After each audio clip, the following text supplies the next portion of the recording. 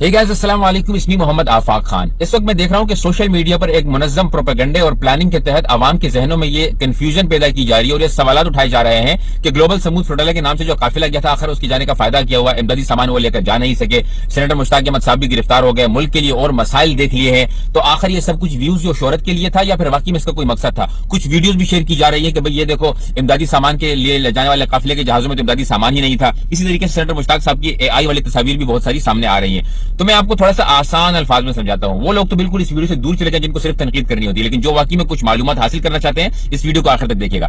देखिए, global समूद flotilla का जो काफिला था, इसको सिंबॉलिक एड का नाम दिया गया था। सिंबॉलिक एड से मुराद ये होता है कि इनका असल मकसद पूरी दुनिया की तवज्जो मबजूल करवाना था फलस्तीन की जानिब, 44 ममालिक को डायरेक्टली इन्वॉल्व करवाना था, और दूसरा मकसद था कि जो कुछ हो सके इमदादी सामान लेकर जाए। यह बात हम मानते हैं कि इमदादी सामान की वो वैल्यू नहीं थी जो वहां पे जरूरत थी, लेकिन जो कुछ मुमकिन हो सकता था वो लेकर गए। लेकिन दोबारा कहता हूं कि 44 ममालिक के 500 लोगों का जाना, उसके बाद इसमें नेल्सन मंडेला का पोता था, इसके अंदर जो है वो हमारे सेनेटर मुश्ताक साहब थे, बाकी ममालिक के भी सेनेटर्स और MPs इसमें शामिल थे।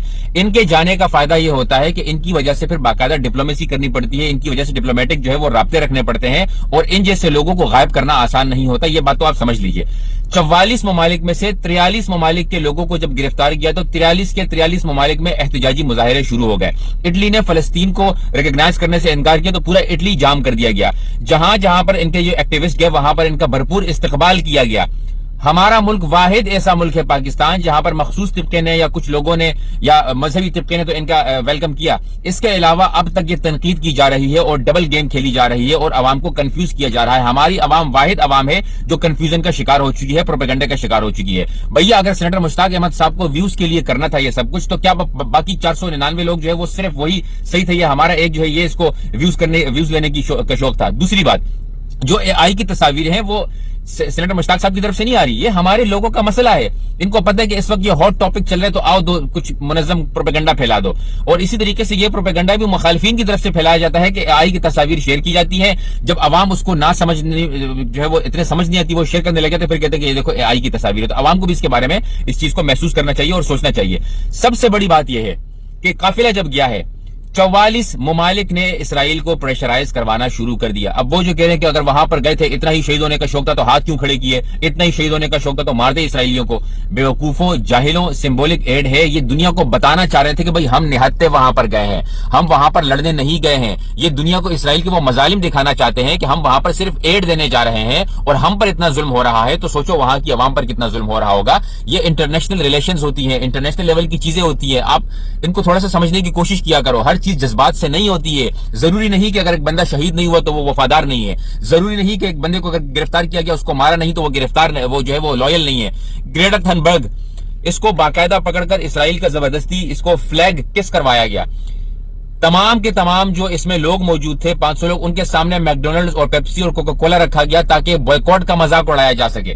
डू यू अंडरस्टैंड कि उनको कितनी तकलीफ है इसराइलियों को हमारे इन बॉयकॉट से, इन चीजों से? वो कितना मुनाफकत, कितना दिल में बुग़्ज़ रखते हैं कि यार किसी तरीके से इनके हर बॉयकॉट का, हर चीज का मजाक उड़ाया जाए।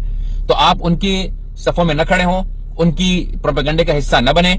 सेनेटर मुश्ताक अहमद साहब होते या कोई और होते, हमें उनके लिए ऐसे ही स्टैंड लेना था। मुखालफत आपकी सियासी होगी, अपनी जगह पे रखे, और लानत है और डूब कर मर जाना चाहिए उन लोगों को जिनकी किसी से कोई सियासी मुखालफत हो या कोई जाती मुखालफत हो, लेकिन अगर वो किसी बड़े मिशन पे काम कर रहा हो तो तब भी इससे मुखालफत रखे। हमारा मसला क्या है? हमारा मसला यह है कि हमारी पसंद का लीडर बुरा काम भी करेगा तो हम कहेंगे शायद अच्छी नीयत से कर रहा हो। हमारी पसंद के लीडर नहीं होगा, अच्छा काम भी कर रहा होगा तो हम कहेंगे कि तो बुरी नीयत से कर रहा है। हम तो लोगों की नीयतों के मालिक भी बन चुके हैं, और इसी वजह से आप देख सकते हैं कि 43 ममालिक के एक्टिविस्ट भी जो है वो रिहा हो चुके हैं। 43 ममालिक में जो है वो एहतजाजी मुजाहिरे भी चल रहे हैं। एक हमारा मुल्क है जहां पर अभी तक जो है वो ड्रामे चल रहे हैं, इसके अलावा और कुछ नहीं हो रहा है। बाकी हमारी हुकूमत ने यस नो डाउट अवाम के प्रेशर में आकर इसके लिए बहुत उन्होंने सफारती काम करना शुरू किए हैं, और ये भी सच है कि सेनेटर मुश्ताक साहब और बाकी कुछ लोगों ने भी जो कि करंट मिनिस्टर्स थे फ्रांस वगैरह के, उन्होंने भी उस डिपोर्टेशन लेटर पर दस्तखत नहीं किया जिसमें यह कहा गया था कि मैं इलीगल इसराइल आया था और मुझे यहां से मेरी मर्जी के मुताबिक डिपोर्ट किया जा रहा है। इसलिए उन्होंने साइन नहीं किया कि डिपोर्ट करेंगे तो दोबारा नहीं आ सकेंगे। और ये भी याद रखें, ये प्रोपेगेंडा इसलिए हो रहा है कि अगले चंद महीनों में अल्लाह करे कि